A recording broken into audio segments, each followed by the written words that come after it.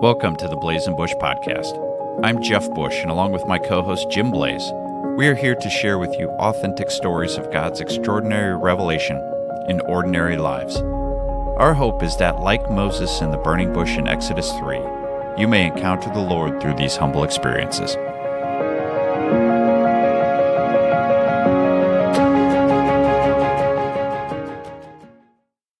Jim, today we have in studio Father John Schneier.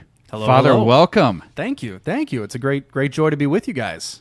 Well, we feel very blessed that you are here and have taken the time out of your extremely busy schedule to come on the Blaze and Bush podcast. It means a lot to us, and it's a pleasure. It really is. You know, it's a joy to be with parishioners and even just to participate with them in some of the ways that everyone's trying to grow deeper in our Catholic faith and evangelize. So anything that I can do to help that is easy for me.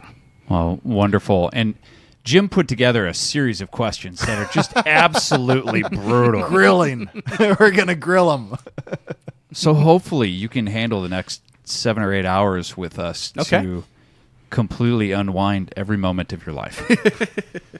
But Father, one of the things that is really the main focus of the Blaze and Bush podcast is to share stories of how God has revealed himself throughout lives and just how the Lord's impact has shaped his children.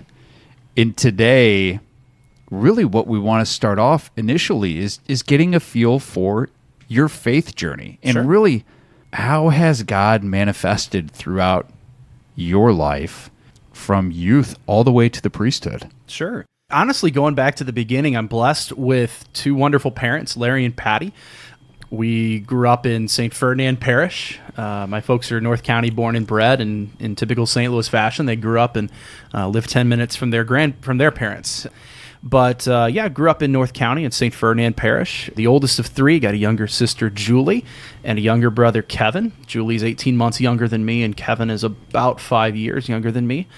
Great family to grow up. Just a loving home. Everybody in our family was Catholic, and just growing up from a young age, my family was really, really involved in our parish. Dad was on the finance committee for like 12 years. He's an accountant by trade. My mom cantors at the 7 a.m. Mass. She's done that since I was about 2. She was also involved in home and school, like your PSO organization. She also ran all of the parish picnic raffle baskets every year, so leading up to the parish picnic, we just had gobs and gobs of stuff in our basement that would eventually be put into basket form. So we were all just really involved, athletics as well. And we knew our priests on a first-name basis. We would have them over for dinner on occasion.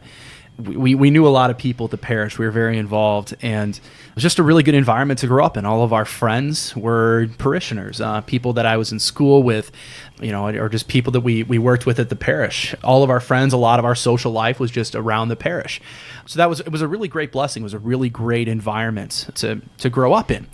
So even from a young age, just the idea of just having a relationship with God was pretty central. We went to church every Sunday. That was non-negotiable for us. Preached in various homilies about how stingy my parents were on that. Vacations, no, non-negotiable. We're going to Mass. Even going back, just even from as a toddler, the idea of me being a priest was something that wasn't all that foreign, honestly. I wouldn't say it was ever at the forefront of my mind, but it was never foreign either.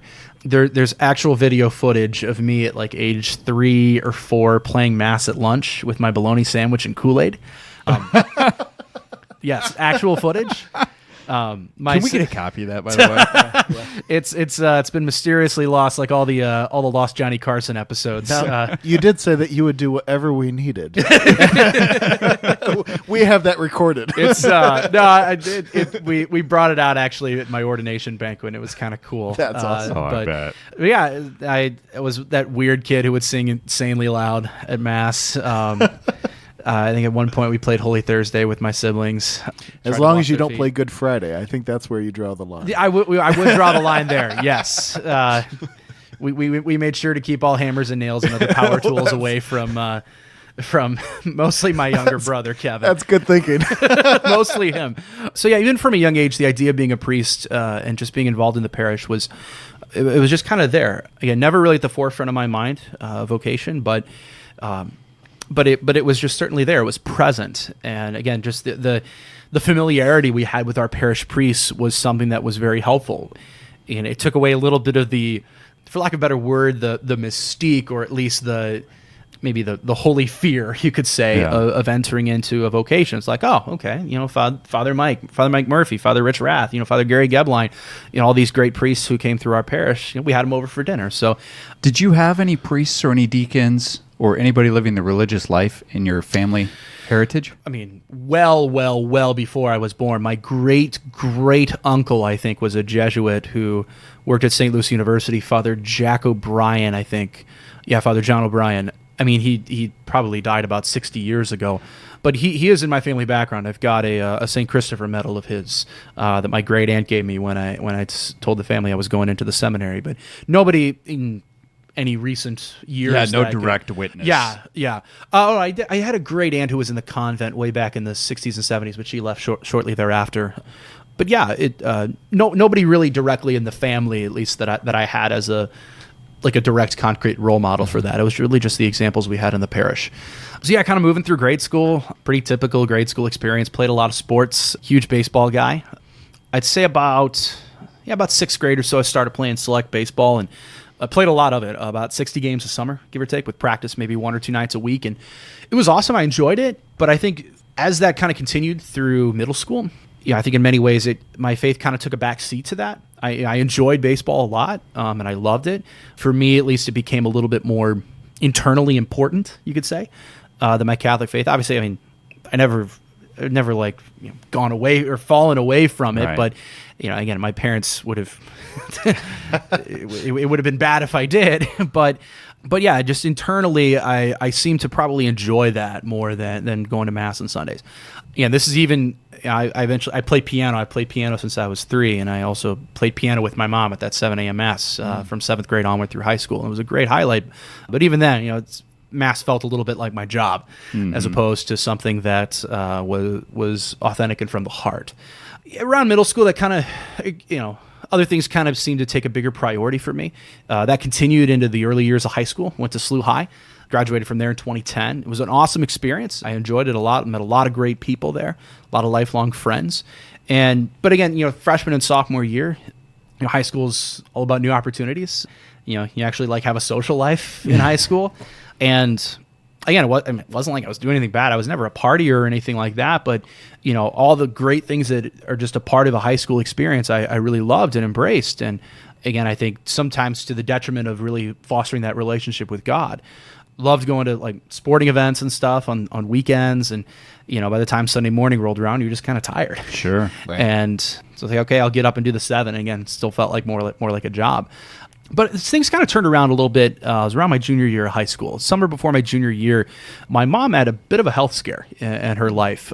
She had to have some abdominal surgery. She had some benign tumors. She had to get removed. And their surgery went fine, but she went back into the hospital a couple days later because she had some internal bleeding. And long story short, she ends up in the ICU. Her blood pressure dropped at one point to 50/20. Wow. She came about 30 seconds to a minute away from dying. Basically, the dam burst inside of her, and she was losing all this blood internally. She had no blood pressure. I mean, her veins had basically dried up. So by the grace of God, an anesthesiologist took a central line, pretty thick, about the thickness of a pencil or so, and just jammed it into her thigh, caught her femoral artery, and they were able to basically give her a full body transfusion of blood. She had emergency surgery, and she was in the ICU for 3 days. Oh, man. This was the summer before my junior year, and it was a very jarring thing, knowing how close my mom came to death, and just seeing her having to recover from this for about 6 weeks. And you really kind of ask a lot of big what-if questions. I never had anything that traumatic, you could say, happen to me up until that time. And, for a 15-year-old kid who, it was kind of, the first big, life coming at you fast moment. And in the days that followed, I was a golf caddy at St. Louis Country Club at the time. There was nobody golfing those next 2 days. I just sat in the bag room for 5 hours each day and just had nothing to do except think. And you really just thought, what's most important? Are God and my family the most important thing for me? And if not, why? And I kind of had to look in the mirror and be like, I certainly love God and I love my family, but has it really been the biggest priority for me in my life? And I honestly had to say no. Again, it wasn't like I was doing anything bad, but it was all good stuff. But seemingly the okay stuff was taking a priority with that which should have been the best. Really just resolved to kind of help my mom as much as I could in her recovery, and she recovered about a month and a half later. Really made a point to get more involved in campus ministry at SLU High, going on good retreats and just hanging out with people that made the faith a priority. And just in the course of that, the idea of being a priest sort of came back into the picture. We were always blessed with seminarians that would come back to SLU High for all school masses who were in the diocesan seminary, and I got to know some of them and would occasionally go to the seminary for various vocations events and just kind of feeling it out a little bit. And the idea kind of came back, okay, this is something that I could maybe do. And really it was seeing the seminarians, just how normal they were, was very reassuring for me. I have a big personality, and I didn't want to be sort of forced to become someone different than who I am. One of the great things you learn in the seminary is that grace builds on nature. It doesn't destroy it. It builds off of who we are, and it augments that which makes us good and affable and unique, rather than turning you into someone completely different. And I was like, okay, I can live with that. I can live with at least augmenting what makes me, rather than having to turn into someone that I know that I'm not. And so it was the summer before my senior year that I decided I was going to enter the seminary. We'd also, like a month before that, some good family friends of ours, a family friend of ours had gotten ordained to the priesthood in Bismarck, North Dakota. And we went up there for our family vacation, did the Mount Rushmore, Badlands, the whole deal. It was a beautiful part of the country if you'd never been there. And just seeing that ordination, it's the first time I'd ever seen the whole ceremony in full. It was just so beautiful and just awe-inspiring to see, those guys literally laying down on the cathedral floor to give their lives for Christ. And kind of was like, okay, maybe this is pretty cool. This is something that I might want to do, perhaps. And so shortly thereafter, I made the decision that I was going to enter seminary after my senior year of high school, and did that. I was in college seminary for 3 years, had a year of college knocked off, thankfully, from college credit. So I did seminary in 7 years, and was ordained back in 2017, and I've been assigned to St. Joe's ever since. That's kind of just a progression, at least, of where I've been in terms of my faith journey, but also kind of tied in with my vocation. Yeah, Father, thank you. Thank you for walking us through your journey in that detail. You went through it relatively quickly and relatively easily. But Jim, as I'm sitting here listening to it, I'm taking notes in just about what I could learn simply from Father's words, and something that really does stand out to me, and I'm sure this is something that got your attention too, but it's amazing how easy it is to put your faith slightly on the back burner just due to busyness and activity. And that's coming from somebody like yourself with such a strong faith background in a family that has a rich history in love for the Lord. And you're even recognizing that, hey, at moments it's not at the forefront. One at age 15.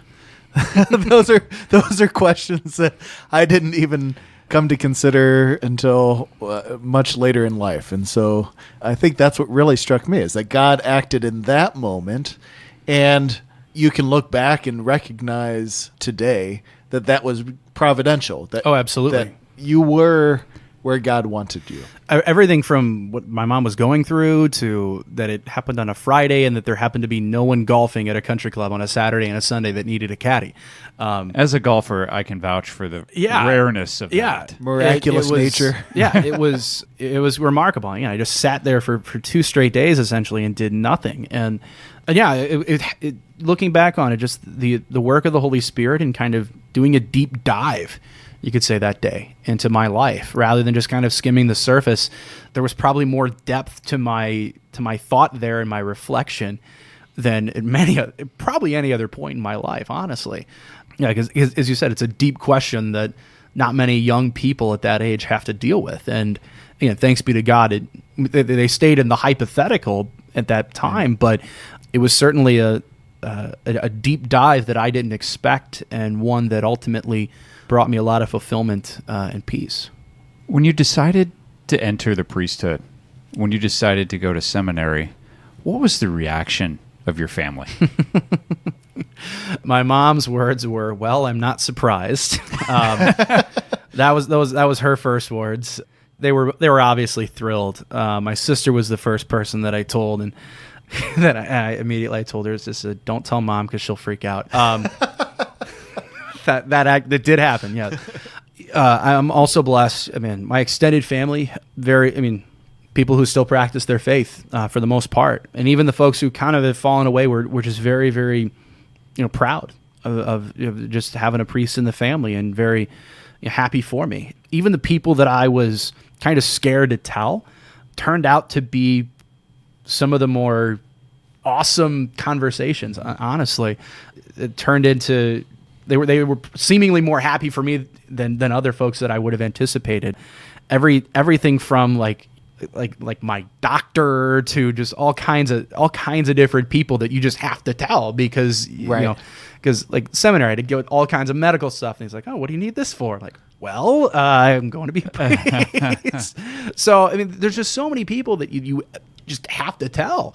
And I mean, to a man, all of them were positive. Honestly, they were, which is a great blessing. And a lot of seminarians or potential seminarians, unfortunately, don't get that kind of support from their families. Oftentimes, they can be downright hostile. And it's happened. I know of a couple seminarians right now who initially their families were not on board, and they've come around, thankfully. When you see just how happy and fulfilled, their son or their friend is to be there, you see it and you realize, okay, this is what this person's meant to do. But yeah, I was incredibly blessed with a supportive family, extended family, and friends. What was the peer support like? Well, I was lucky in that, at least at high school, I was not the only one that was going into the diocesan seminary. And we had another guy enter the Jesuits. He's since discerned out, but the other guy from my class who was going into the diocesan seminary was actually in my homeroom. And he was just ordained this past May, Father George Staley. He's probably one of my closest friends. So we were in the same homeroom together for 4 years. And we didn't really know until later on that we reached discerning. It was kind of one of those awkward, like, "Hey, are you... Like, yeah, are you doing that thing?" Just no one wanted to actually like say, "Are you discerning the seminary?" But yeah, so peer wise, it was incredible. A lot of guys, even guys that I didn't really talk to much in high school, were just saying, "Hey, it's really cool that you're doing that. I'm happy for you. I'm proud of you. And I'll pray for you." And I knew I was doing something that was very unique among my classmates, especially my first year of seminary. I'm just looking at all their Facebook pictures and like, well, I'm not doing those things. Yeah. I'm not going to football games every weekend. But yeah, it was, the whole thing was quite remarkable in that people were so supportive. When I figured, okay, there's going to be some people who give me a hard time for it or who try to talk me down from it. But I really honestly didn't experience any of that. Thank God. We've had some conversations in the past with others that have entered into the religious life. Sister Maria Colby comes to mind specifically in Father's comments about when he went to seminary and could really, truly, authentically just be himself and be yourself. Right.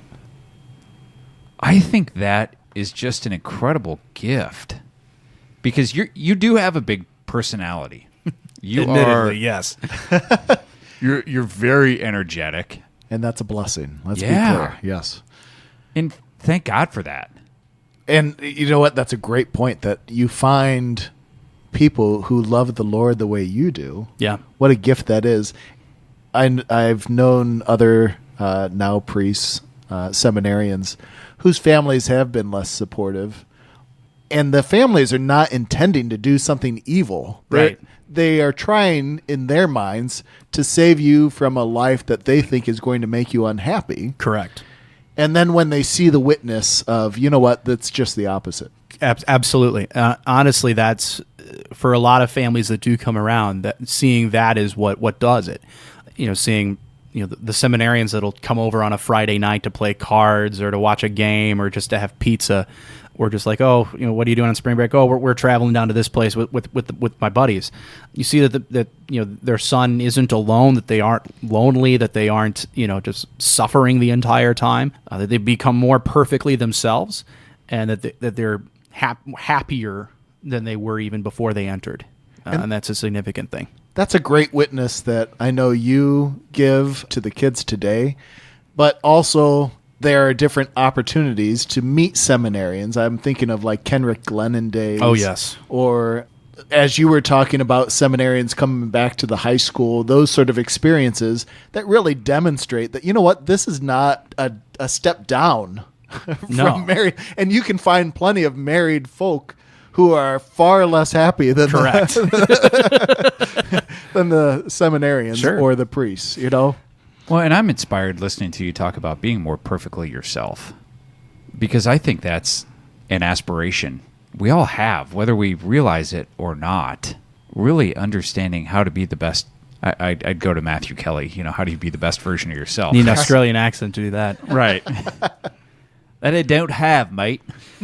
Is that like half and more British? Perfectly yourself. That was there you go. That was better. That was much better.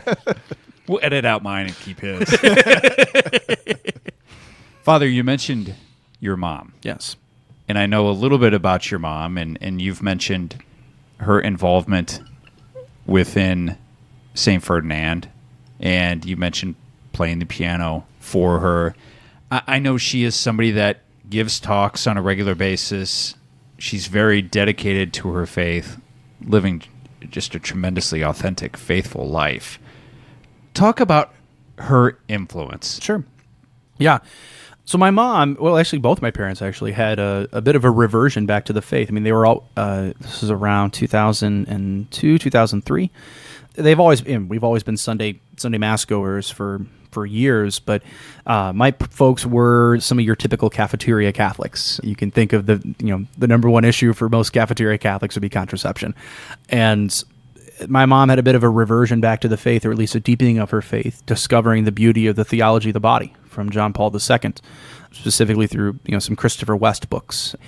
And so once she realized, like, okay, there's a beauty, there's a joy to the Church's teachings on authentic love, that she really wanted to kind of dive in herself through daily Mass and reading the daily readings and just praying we had an adoration chapel at St. Ferdinand that Mom would go to every day after morning Mass while we were in school, and it was really just kind of discovering the height, the breadth, and the depth of who God is and His plan, but also just the beauty hidden in our Catholic faith.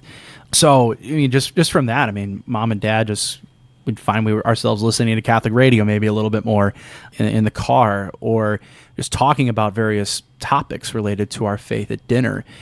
And then, Mom, feeling called to kind of take her story on the road a little bit, to talk to other Catholics about, as literally her talk is called, good news about sex and marriage. That there is good news there. And just seeing my parents live an authentic Catholic life was really huge for me too. It at least solidified their desire for us to be holy and for us to be saints, rather than just kind of being lukewarm or cafeteria Catholics like themselves. They wanted us to be all in, just like they were all in.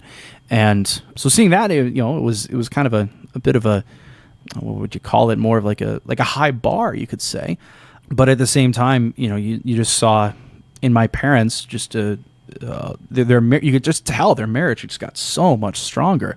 And so it was very just key for us to see someone close to us, namely our parents, Mom and Dad, getting more involved in their faith and taking it more seriously and being all in, rather than kind of being half in. So, well, and I've shared this with you, but we actually, when I was director of faith formation at a parish, we actually had her come speak to our parish in 2000. It was either late 2004 or early 2005. And I know lives that were changed by her talk. We had a dinner talk that she gave. She was the speaker. And I recall this vividly because we were trying to do RCIA on the other side, and she had a microphone and we didn't. But my mom normally doesn't need a microphone. Her voice carries. Well, I don't know what the Much circumstances like there, but she did such a great job. I heard about it. It was one of the first things we had at the parish, and I had so many people whose lives were changed. Wow. I happen to know people who are alive today because of her words. Wow. So it's what a blessing she is. She also has a radio program. Yeah. Pearl of Great Price. It's really about vocations, interviewing various people about how they came to figure out their vocation and their calling from God. So she'll interview priests, deacons, lay people, older vocations, early vocations, just anything involving how do we live out God's call and what that looks like in all kinds of different perspectives. That's what it's all about. She's involved with the Sarah Club of St. Louis and really trying to go out and promote vocations and really trying to help people live out their calling.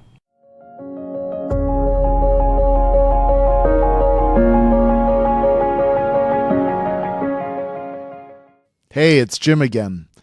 I'm the kind of guy that when he finds something really worthwhile, likes to tell people about it. So I wanted just a minute here to tell you about a line of Christ-centered clothing called God's Brand. I personally have several God's Brand items, pullovers, button-downs, a really nice quarter-zip fleece. They're stylish, and they help me represent my faith in everyday life. When you get a chance, check out godsbrand.com. They have all sorts of styles for almost any occasion. Again, they're at God's Brand, all one word, .com. Check it out. You'll be glad you did. Well, Father, tell us more about your experience in seminary. Do you have any... I know that seminary life can be a fun time. Share some of those stories. Sure. The ones that you can on podcasts.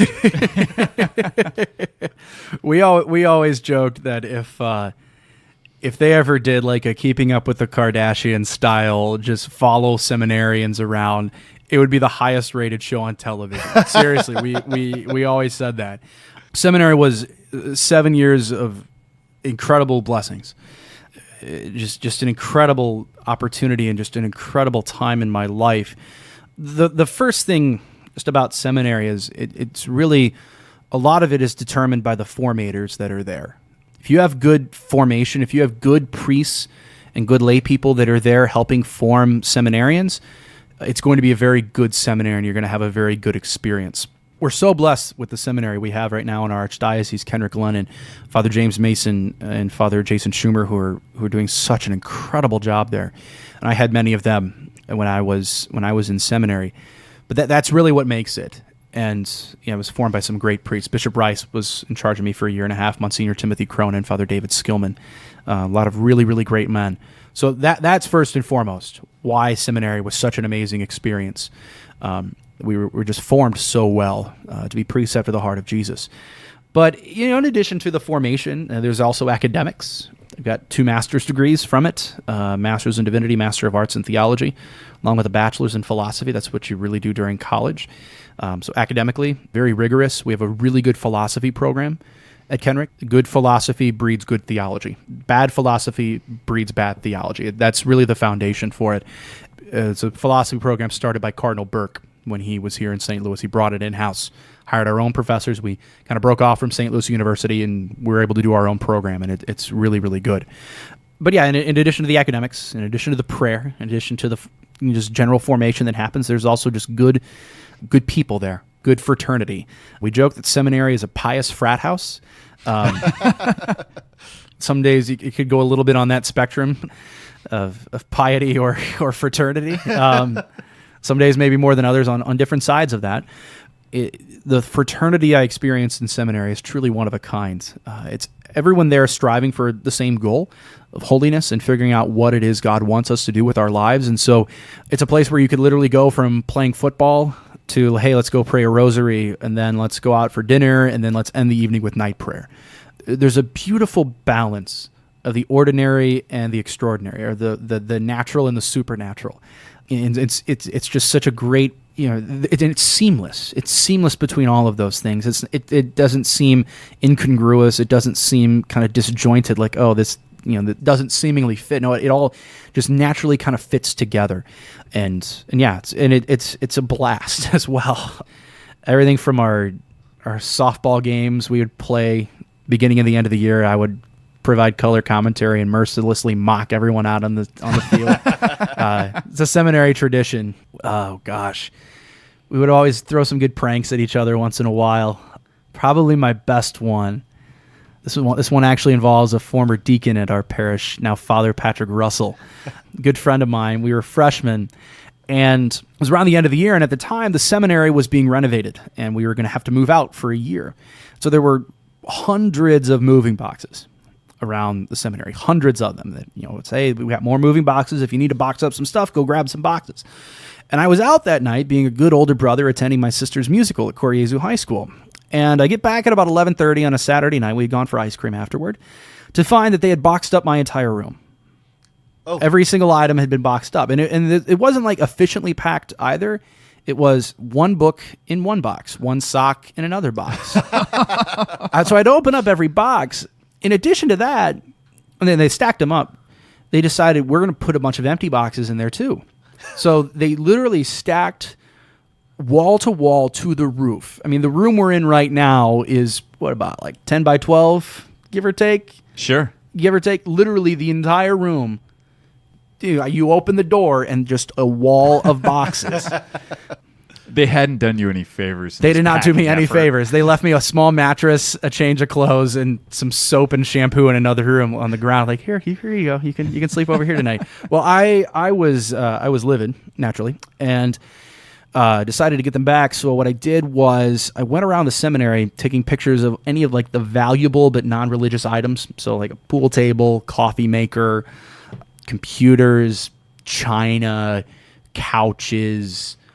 And like we had a PS4 or a PS3, and just took pictures of all of them and advertised them on Craigslist at rock bottom prices, and put the two main perpetrators. I made their cell phone numbers as the only contact information, so they got bombarded with. I was told later hundreds of phone calls and text messages asking if they can get a new 42-inch TV for $150 or a piano for $60. So that was a pretty good one. We realized afterward, like, maybe we should not get into a prank war because this could only get worse and one of us could get in some serious trouble. Once you start escalating, there's no stopping. And that was already a pretty high bar. So you're going to escalate from that. I mean... Yeah, you could be very, very bad. Did you guys actually sell anything? No. I mean, it's Craigslist, like putting out a classified ad. But that was one of my favorites. Gosh, any others? That's awesome. Just honestly, some of the best moments I had in seminary were just late at night, just talking with some guys. It happens a lot in seminary. Just good, solid fraternal conversation. Just whether it's about faith, whether it's about our lives, or just the church, or anything. You'd find, especially on weekends, guys would just stay up late, at a table down in the cafeteria or out in one of the lounge areas or up on the deck on the second floor, the rooftop deck. Guys would just hang out and talk. And it just real conversations, depth to them.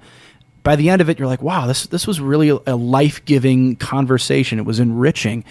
And those were some of the best times. It was all kind of organic in a sense. It just kind of happened on its own on a Friday or a Saturday night. You just be out there talking. And those were just incredible conversations, and really, really enjoyed them. I think many of us can relate to a fraternity, whether a true Greek system in college or the fraternity of a team. There's that common bond, that brotherhood, as you describe, as I'm thinking about this when you're walking through the depth and the richness in this journey that you are all on. I think about how powerful that must have been, because the trajectory you're all on is aimed in relatively the same direction. Correct. When you think about a fraternity or a sorority in a traditional Greek system, you might have the common bond of that particular house. But really, every individual is chasing down a different pathway of life, whether it be music or the arts or education or healthcare or whatever the case might be. The tapestry is being woven with so many different angles. Our fraternity at the seminaries originated in the chapel. That's where it emanates from. It's that common objective. And seminary can be a bit of a roller coaster experience. You have some really great highs, but you also have some really, really deep lows just through the ongoing, of being formed, kind of a chiseling away of that which is not of God. And to have brothers there who are going through the same thing, who are all experiencing the same thing. We always joked that it's the closest thing you get to the military almost, just in terms of just that common experience, that common, we're in this together. And if you're going through a really rough time, chances are there's somebody else who's probably been through something on that same level. Maybe not on the same exact thing, but a similar high or a similar low. And just the ability to relate to each other and to empathize with each other in the midst of amazing highs and even amazing lows was something that it's so unique. There's a greater profundity, a greater depth to it than in the Greek system, I think, because again, it's everything's oriented toward that one goal, to the same thing. Well, I can't remember. There's a philosopher and someone that I should know, but who talks about the depth of a friendship is related to the depth of your common bond. Right. And maybe you remember who this was. Kind of an Aristotle. I think it is. Yes, I think it is. Yeah. Well done. And so if you have like a work relationship where your common bond is whatever you do for work, that relationship is not going to be, it's just not going to have the same depth as a marital one, but you're describing a relationship that's based on the bond of serving Jesus Christ. Correct. And so it doesn't get deeper than that. Yeah. Eternal. Yeah. It's an incredible bond. It's you're right. The commonality is so different than any other friendship you could have or any other work experience. And my brother priests are way more than work colleagues, even though I can say that a dinner with them is a dinner with work colleagues for tax purposes. No, it's a real brotherhood. One of the church documents describes it as an intimate sacramental brotherhood. It's woven together by the sacraments. It's woven together and held together by the Eucharist and the power of ordination. Priests who run into each other, whether it's like at an airport or anywhere, you can just kind of have like the similar look, like, "Hey, how's it going?" And you can just tell a lot about it, and you can. Even just the conversation, it's a little bit of talking shop, but everybody kind of knows, like, okay, yeah, it's Advent. You're probably inundated with confessions right now. It's no one knows what a priest is going through except another brother priest, and the same goes in the seminary. And you just get exposed to a really great group of people in seminary, and it was just a huge, huge blessing. My closest friends are my buddies from seminary. That's awesome.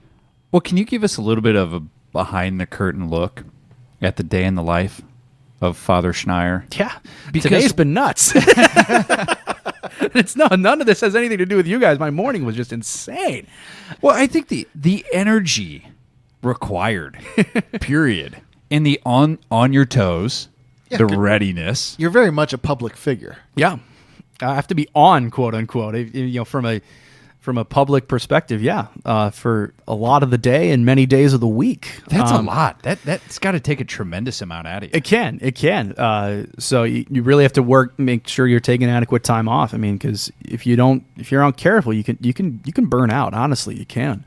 So it starts for me in the morning with time with the Lord. So it depends on what Mass time I have. If I have the early Mass, like 6:30. I'll do my holy hour after Mass. If I have the 8 o'clock Mass, I'll do my holy hour before. I'm not going to be crazy and get up at 4:30 in the morning and do a holy hour.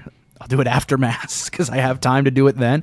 But I want to spend some time in prayer with the Lord each morning, whether that's, again, immediately at Mass or in Liturgy of the Hours especially. It's the daily prayer of the Church. Priests and religious pray at various times throughout the day. We're required to pray it 5 times a day. So this morning, I actually had Mass for our Nashville Dominican sisters in the convent. That was at 6:15. So I got up a little early, wanted to give myself a little bit of a cushion in case hit the snooze button and found my way back to sleep. But I got up. Normally I try to check Twitter and see what happened overnight. That kind of gets my mind going, whether church news or anything international. I like to do that just to kind of read and get my mind working. So then I offered Mass for our sisters and then went back to the rectory, did kind of a mini holy hour this morning, probably about 45 minutes or so. I'm going to spend a little more time in quiet this afternoon with that. But I got the Office of Readings and morning prayer in as well. Got a quick breakfast and then went and did a communion call. Either myself or our other associate, Father Nord, we each do a communion call on Friday mornings. So I did that. That was about 8:30 to 9 o'clock. And then immediately from there went to our Knights of Columbus Hall and led adoration with our 8th graders on their day of recollection today. A couple kids wanted to go to confession, so heard some confessions there too. That was till about 10:30, 10:45. Then went back to the rectory, cleaned up all of that because I had to bring over vestments and, take stuff back. That's a bit of an ordeal just because we have a big campus and dropping stuff off where they need to go can take a little while. Did that, had a little bit of lunch, went over to the office, took care of a couple loose ends there. Still need to write some thank you notes from birthday presents from a couple days ago. I had my birthday earlier in the week. Let's see. I need to also get the rest of my homily done by the end of the day today. I like to have an idea for my homily by Wednesday, draft by Friday. So I'm probably going to put in a little time in the afternoon on that. I might try to run up to the driving range, hit a few golf balls. I've taken up the game of golf this summer as well. We also have our new transitional deacon arriving tonight for the weekend, so I'm going to help him get moved in. Then we're going to go out for dinner and just talk shop and just about the parish, and I'll probably run through what a typical Sunday Mass looks like for him tomorrow at some point. In the meantime, I want to get a rosary in. There's also that. Honestly, most of the time when I pray the rosary, it's when I'm driving in my car. It's a great time to do it. Forces me to take time away from myself. I could be listening to music to give that time to God. Plus, it takes a little while to get to places, especially if I'm going home or going to a Cardinal game. So it's a great time to pray. Sure. But yeah, on most days, honestly, I've got a meeting or two during the day. Whether it's someone coming in for spiritual direction, I might have a funeral or something like that. And then most of my evenings, I either have youth group or I have marriage prep. I have about 17 or 18 couples that I'm currently preparing for marriage. And I meet with each of them 4 times. So it's a lot of meetings and marriage prep. So most of my Mondays and Tuesdays, I've got some type of marriage prep, something going on that night. You packed an incredible amount. It's a lot. Most people think priests don't do anything during the week. I can unequivocally tell you that is false. I guess planning your day in preparation is a huge deal. Time management. Yeah, oh my gosh. Absolutely. That's a skill that clearly can't be lacking. No, especially at a very active parish such as this. Managing our time is crucial. Budgeting, okay, I need this amount of time roughly to work on a homily. To, if someone comes in just kind of spur of the moment, says, hey, can I talk? We generally say, okay, I can give you a half hour, because I don't want something to run on super long and then have to be late to something else. Sure. And even just making sure I have enough time to rest. That's important too. I have my day off on Thursday. It's important to really not schedule anything on your day off as a priest, because weekends aren't really off for us. It's kind of a work days. Do you have to bake in kind of some down time or some flex time during the day? Because I imagine with walk-ins or with a call or with a need at a hospital or something of that nature, that could clearly put a damper on an already very busy schedule. It can. Late afternoon is generally a good time for that. I'll occasionally go to the gym and work out then. Or sometimes if I don't have anything on in the morning, I'll go after morning mass. But yeah, there's always generally about an hour you can find in the day. There's a line that a good priest gets up at 5 o'clock twice a day. So it means you've probably gotten a little bit of a nap in there. But yeah, and even at the end of the night, I can kind of detox. I generally don't schedule a meeting later than 8 o'clock. 8 o'clock is the latest I'll ever schedule a meeting, so that I can at least have an hour to kind of relax, maybe watch a little bit of the Cardinals or Blues, and put on some. Once I put on my flip-flops at the end of the day, like my heart rate goes down a ton. It's relaxing for me to kick off my shoes, throw on my flip-flops, and be like, all right, I'm done for the day in terms of servile work, you could say. But yeah, it's relaxing for me. Just sit down on a recliner and catch up on some news articles or work on a homily. Even that can be relaxing at the end of a day. So up at 5 twice a day. Have you ever heard this rumor about a hierarchy of naps? Yes, we joked at seminary. There's a hierarchy of naps based on the length of the nap. Much like, so a lot of seminarians like the traditional Latin Mass. I have an affinity for it myself. And in the traditional Latin Mass, you kind of had levels of solemnity attached to it based on some of the bells and whistles you would have. So your typical low Mass would be a daily Mass. You'd have Missa Cantata, which is Mass with music. Pontifical Mass required a change of vesture. The priest would get vested at Mass. A solemn high Mass would be, with deacon and subdeacon and all kinds of different stuff. So at seminary, we jokingly had a hierarchy of naps. There was a low nap that was 30 minutes or less.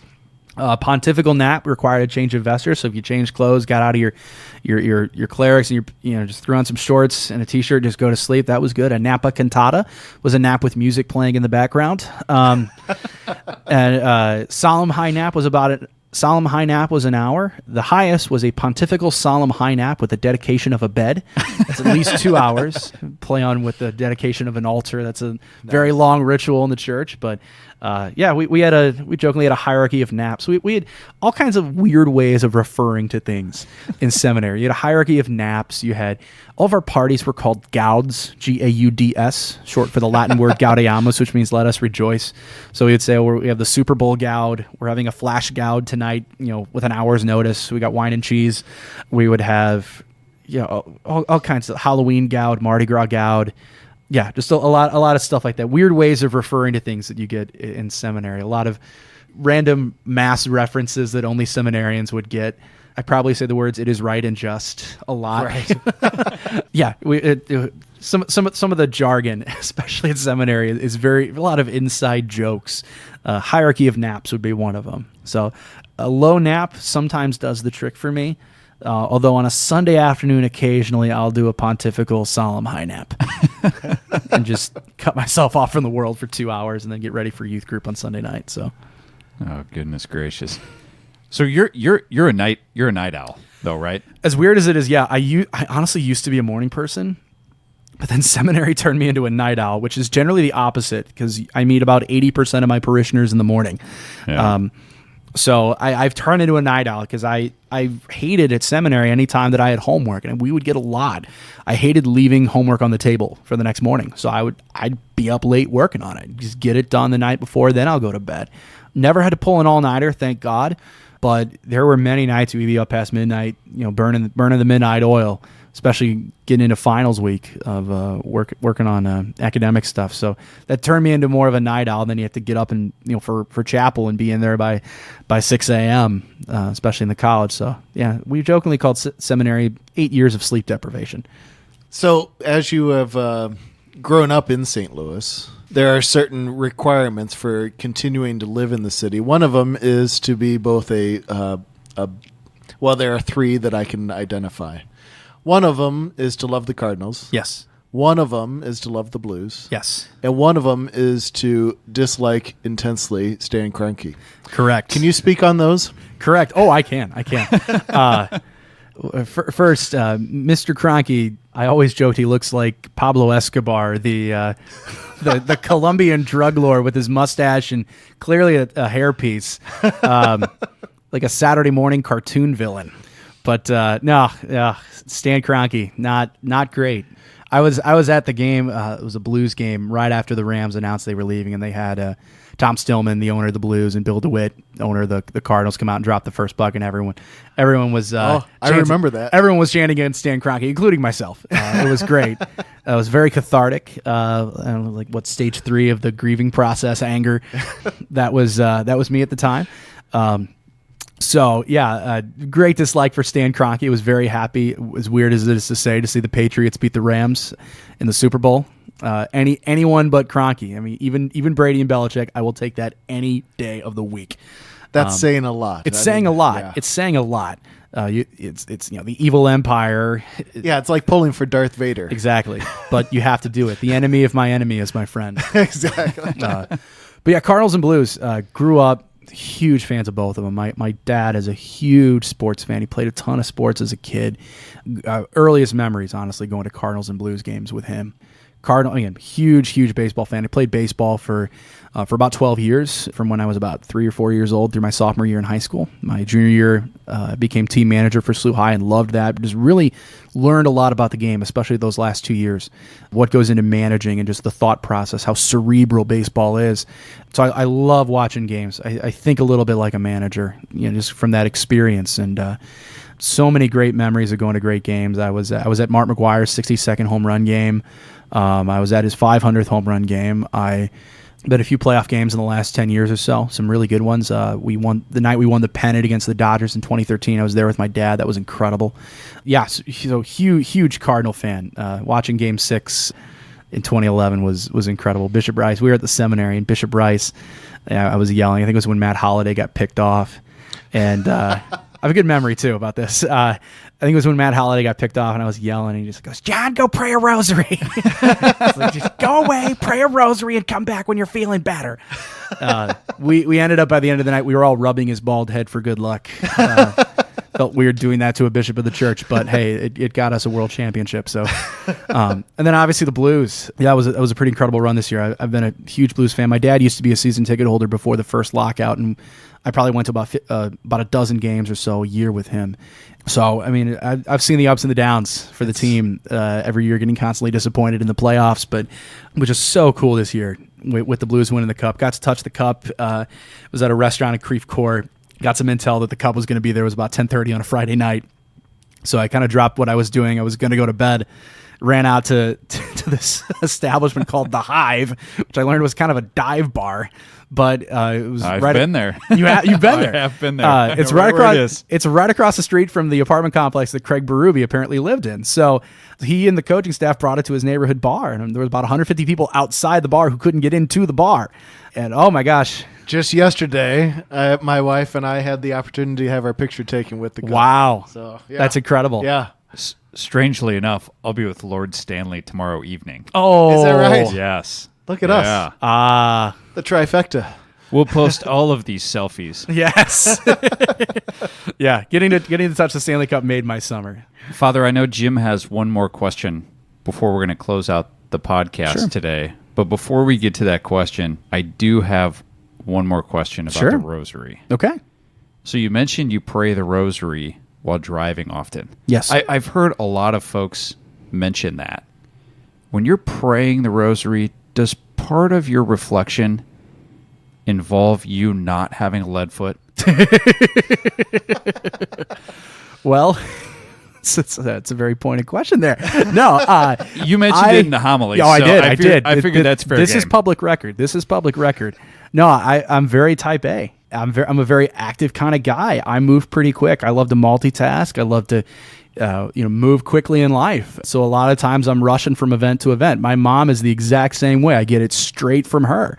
And both of us have massive lead foots. My mom has essentially given up speeding for the rest of her life. It's almost, I mean, it's really, really crazy to drive in the car with her now because she's driving the speed limit. It just feels so slow. But I mean, she's following the law. But no, I always try to. You realize, like, oh my gosh, I'm praying the rosary and I'm going 8 over. I should probably take it down a few. There has been one time where a cop has been very generous to me when I showed him my ID. He's like, "You got to be kidding me! You're actually a priest?" And I'm like, "Yes." My insurance has the Archdiocese of St. Louis on. I was like, "All right, just, I'll be back in a minute." He told me that there are apparently people that do get their driver's license pictures taken wearing clerics so that they can, in theory, get out of tickets. Yes, he told me that. Goodness. Yeah. So I was wearing him, and he had mercy on me. But it was a good reminder that I need to drive slowly, especially when praying, because that would sort of not correspond. I got a finger rosary for that one. Well, that seems like an answer to prayer. It was very much an answered prayer, and I prayed the rest of my rosary for any intentions that officer of the law had. Fitting. That seems fitting. Yeah. All right. So we've had listeners who have asked us how they could hear more clearly the Lord in their lives. So I pass that question on to you. What recommended steps do you offer for those listeners? Sure. The first thing I would say is we need more silence. Cardinal Robert Serra has a great book called The Power of Silence. He's a wonderful, wonderful man, a great voice in our church that we need to hear. He's from Africa, an incredible man. He's a great book called The Power of Silence. The subtitle is Against a Dictatorship of Noise. And I often find in my life, whenever, it's been a couple days where I really haven't had a lot of good time in prayer, it's probably been because I've been too busy. And even my time in prayer, it's been me kind of going over my day and just thinking about various things I have to do. The more silence we have, and real authentic silence of, almost putting the phone in another room and just you and God, and not having any noise, not thinking about what's coming up next on our calendar, but real, authentic silence. It's almost intimidating. You think that an hour's gone by, and then it's been 10 minutes. If you really haven't been silent for a while. But to not have our minds occupied with anything else in front of us, but to just have that time with God is so, so crucial, I think, to hearing his voice, because that's how God works. My vocation story wasn't, God knocking me off my horse or hitting me upside the head with a 2x4 or yelling at me. It just kind of happened gradually over time. If you look at how nature grows, plants, they grow in silence until, after a few weeks, you're like, oh, there's something that's happened there. That's the same with how God works, especially even in my vocation. We have to have silence if we're going to hear God's voice. That's first and foremost. And the second thing that I probably recommend, the thing I recommend most often after silence, is to make a good examination of conscience at the end of the day. It's built into my life. It's part of night prayer for the Liturgy of the Hours. We kind of do a brief penitential rite at the beginning of night prayer. You just go over the day, and sometimes it takes a minute or two if your day has been pretty simple. But just to thank God for the good and ask pardon for all evil. That's literally what it entails. Thank God for the good, ask pardon for all evil. And when you do that, you're more likely to look back in your day. I just tell people, go start at the beginning. Okay, I woke up, then I ate breakfast, and then did this, and this. What it allows us to do is to look back and see where God's hand was during the course of that day, the blessings, and to thank God for it. And be like, wow, you were there. Thank you. And maybe we can also look back and see where we responded to that properly, and then maybe other times where we didn't. And what that'll enable us to do is, as opposed to maybe after the fact, it'll help us to recognize God's presence more closer to that moment, rather than, again, after the fact.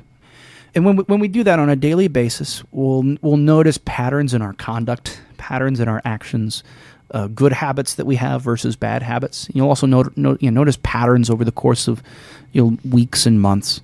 And that helps us to be able to really take stock of our lives and to see, okay, where is it that I need to go? And that voice, that examination, that's the voice of God the Father, helping us to examine our lives, but also to conform them more closely to Him. It's all about conformity. As a priest, we're called to conform our hearts to the Sacred Heart of Jesus. That's how Christ loved. He loved on the cross from his heart, and he allowed his heart to be pierced. And every priest is called to conform his life to Christ on the cross, and especially in his heart. That's why I have a huge devotion to the Sacred Heart of Jesus. That's why it's on the back of one of my vestments. But it's really about what's going on in my heart. Where has my heart been today? And looking back at where God was and where we responded versus where we didn't, and resolving to be faithful to him the next day. So yeah, that's probably what I recommend to people most. Silence and then examination of conscience. I remember one time in seminary, I was really, my mouth can get me in trouble a lot. I was struggling a lot, just kind of being kind of domineering and overbearing in conversations. And at the end of each lunch, I've noticed I was doing it a lot at lunch or at meals. At the end of each meal, I would kind of do a brief examination of how that meal went. Like, okay, how was I during that meal? Was I just brash and talking too much, or was I at least, part of the conversation and didn't try to stick myself out there? And after a few months, I noticed that things kind of got a little bit better for me on that habit. And I attribute that a lot to just the examination that I kept doing, but also being responsive to God's promptings there. So you can put any other habit in there for anyone that they're looking at trying to either reinforce or to get rid of. And just examining our conscience and having silence will be a great way to figure out where God's leading us. Thank you for listening to this episode of the Blazing Bush Podcast. Be sure and check out our website at blazingbush.com, as well as follow and like Blazing Bush on Instagram and Facebook. Until next time, God bless.